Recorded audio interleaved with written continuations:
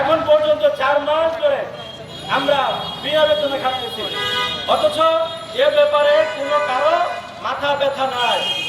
কারণ জ্বালা হচ্ছে আমার, এই জ্বালা শুধু আমিই বুঝবো এবং যারা ভুক্তভোগী তারাই বুঝবে।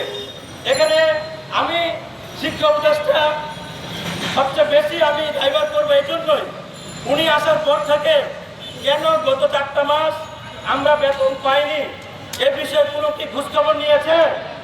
আমার মনে হয় খোঁজখবর নেয় নাই।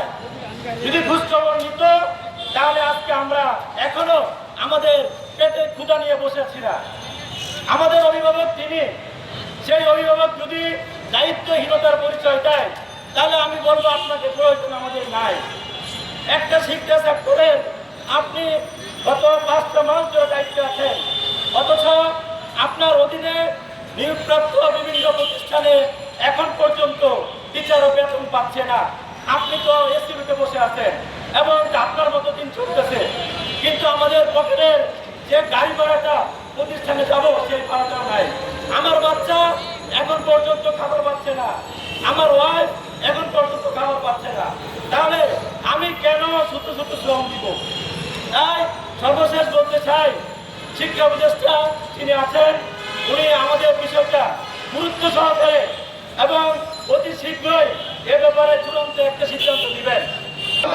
এক দফা এক দাবি, এক দফা এক দাবি, বিনা বেতনে কাজ করা চলবে না, চলবে না, বিনা বেতনে কাজ করা চলবে না, চলবে না, বেতনে হয়রানি বন্ধ করো, বন্ধ করো।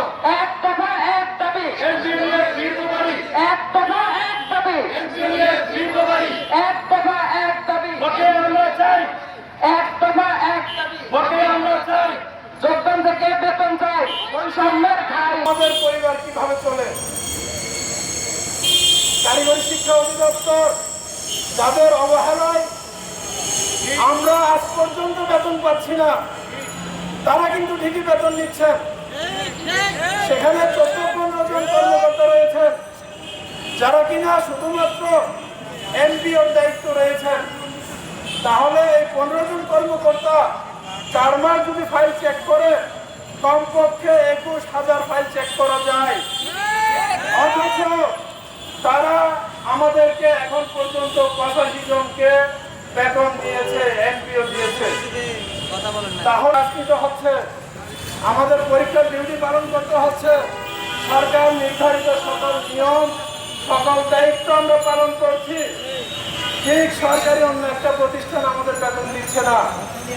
বিশ্বের কোথাও এরকম ন্যাক্কারজনক এরকম জুলুমমূলক কাজ পাওয়া যাবে না, যেখানে সরকারি এক সংস্থা নিয়োগ দেয় আর এক সরকারি সংস্থা বিনা বেতনে কাজ।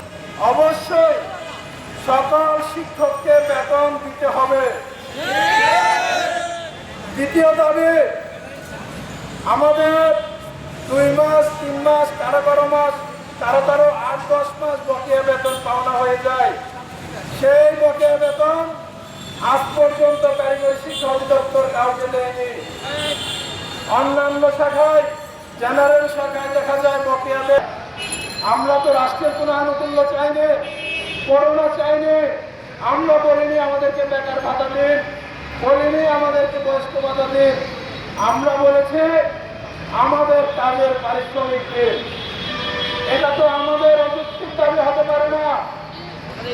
আজকে এই বাংলাদেশে আমরা দেখি বিভিন্ন সেক্টরে বেতন দিতে 5 দিন দেরি হলে স্ট্রাইক হয়, গাড়ি ঘোড়া ভাঙচুর করে, গাড়ি চলা বন্ধ করে দেয়।